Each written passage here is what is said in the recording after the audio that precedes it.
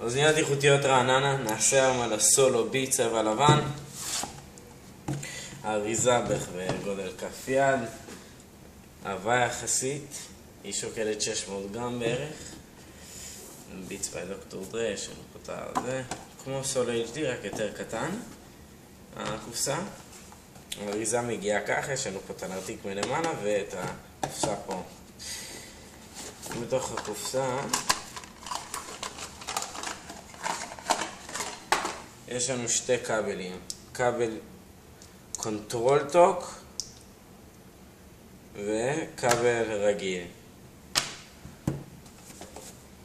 יש לנו כאן חוברת, קטלוג כזה קטן של ביטס ואת הנרתיק והאוזניות.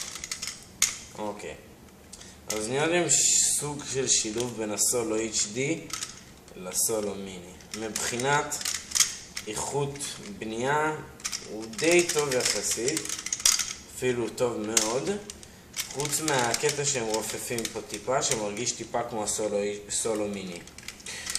האיכות שלו היא ביניים יחסית טובה מאוד מאשר הסולו מיני.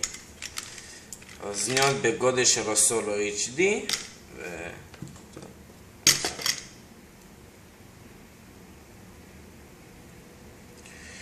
נשתמש בכבל הזה.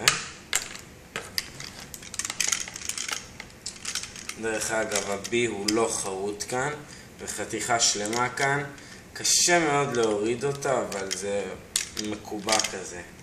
יש לנו פה את הביטס ביי דוקטור דרי למעלה, וזה לא יורד. יש לנו מונסטר, סולו HD, חשוב לציין שכתוב.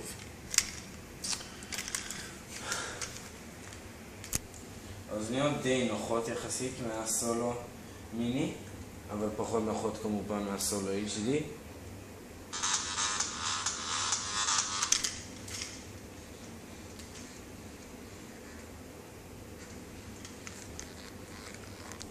הבאס כאן מובלט מאוד, איכות שמע טובה, פחות מהסולו HD, אבל הרבה יותר טובה מהסולו מיני.